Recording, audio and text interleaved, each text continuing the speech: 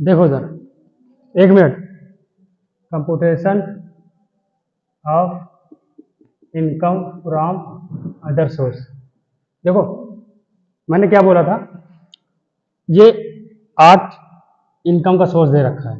इसमें तुम्हें खाली ये बताना है कौन सी income income from other source में जाएगी, कौन सी नहीं जाएगी, ठीक है, कितनी जाएगी। कैसे पहचानोगे कि इनकम फ्रॉम अदर सोर्स में जाएगी? कैसे पहचानोगे? अगर सैलरी की है बातें आएंगी तो सैलरी में जाएंगी। अगर हाउस प्रॉपर्टी की बातें आएंगी तो हाउस प्रॉपर्टी में जाएंगी। बिजनेस की कोई इनकम की बात आएगी तो पीजीबीपी में जाएगी। कैपिटल गेन की कोई बात आएगी तो कहाँ जाएगी? कैपिटल गेन में। और इनके अलावा अगर कहीं आएगी तो कहाँ जाएगी? इनकम फ्रॉम अदर सोर्स में। तो इनकम फ्रॉम अदर सोर्स में वही इनकम जाएगी जो इन चारों हेड में नहीं होगी। Found rupees 10,000 lying on road, 10,000 रुपये तुम्हें सड़क पे पड़े मिले, किसमें जाएगी? तुम्हारी सैलरी है, तुम्हारी सैलरी तुम्हारी सड़क पे पड़ी हुई मिलती है, तो ये इनकम फ्रॉम अदर सोर्स में जाएगी। तो लिखो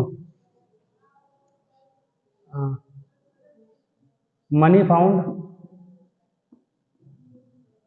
ऑन रोड, कितना अमाउंट है? 10,000 रुपये। दूसरा, income from card game. Card game क्या होता है? ताश पत्ते वाले। इससे पैसा मिला, कहाँ जाएगा? क्यों? सैलरी नहीं है तुम्हारी?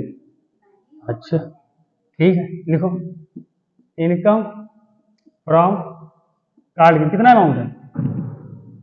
अरे, अमाउंट नहीं लिखा है क्या? एक मिनट, 2,000 रुपये लिख लो यहाँ पे, 2,000। इनकम फ्रॉम रॉयल्टी कितना है? 6,000 रुपये लिख लो, बाकी सब लिखा हुआ है, ठीक है। कार्ड गेम 2,000 रुपये। तीसरा बताओ, खुद बताओगे, इनकम फ्रॉम रॉयल्टी, ये किसमें जाएगा? क्या इसी में आएगा? क्यों? क्योंकि कोई सैलरी थोड़ी मिल रही है। और इससे भी मैंने पहला लेक्चर देख लेना, इसमें सारी चीजें के बारे में बताया है।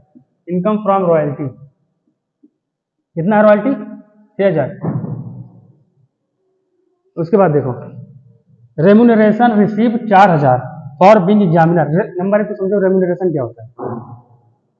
जब किसी प्रोफेशनल को उसको सैलरी दी जाती है तो उसको रेम्यूनरेशन बोलते हैं। कोई प्रोफेशनल होता है, अभी एग्जामिनर है, इसका मतलब प्रोफेशनल होगा, कोई टीचर होगा, उसको रेम्यूनरेशन मिल रहा है 4,000 रुपये। कहाँ जाएगा ये? बताओ।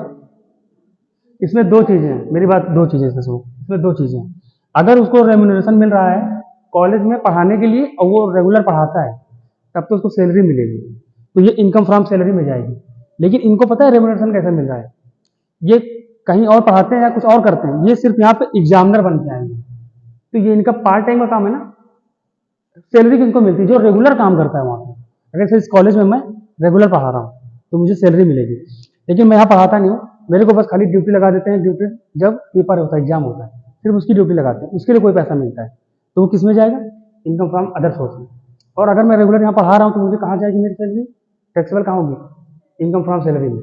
ये चीज याद रखो। तो इनको तो एग्जामिनर के तौर पर पैसा मिल रहा है ना, इसमें लिखो remuneration received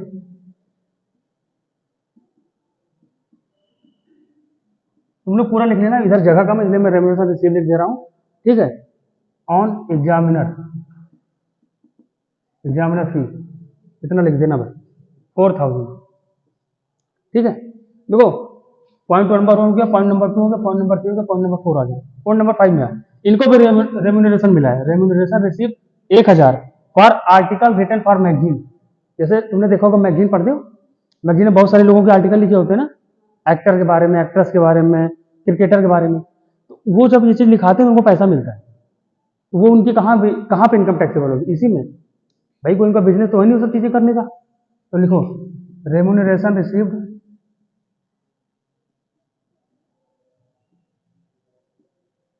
for article in magazine. कितना अमाउंट है? 1,000 रुपये। उसके बाद ये पॉइंट भी हो गया। 6, annual rent of land receive 4,000। यार जो एनुअल रेंट है ना, ये तो इनकम फ्रॉम हाउस प्रॉपर्टी में जाएगी। एनुअल रेंट है ना, रेंट, उसमें सिर्फ हाउस प्रॉपर्टी की रेंट जाती है। अगर तुमने किसी को रहने के लिए दे दिया है हाउस प्रॉपर्टी, ये तो लैंड दे रखा है, लैंड में कौन रहता है? जमीन पर रहती हो क्या? तो फिर ये फिर इनकम फ्रॉम अदर सोर्स में जाएगा। लिखो एनुअल रेंट। वो जो एनुअल रहता था वो किस चीज का रहता था? हाउस प्रॉपर्टी का रहता था। एनुअल रेंट ऑफ लैंड कितना है? कितना है 4,000। उसके बाद देखो ये भी हो गया। Interest receive on bank deposit, मान लो तुम्हारा बैंक में एफडी है या बैंक में सेविंग है, उसमें अच्छा खासा पैसा है, तो उसमें उसका ब्याज मिलता है, अरे मिलता है ना, तो कहाँ टैक्सेबल होगा, इसी में, क्योंकि ये कहीं चारों हेड में आ रही है, नहीं आ रही ना, तो यहीं पर आएगी। Interest on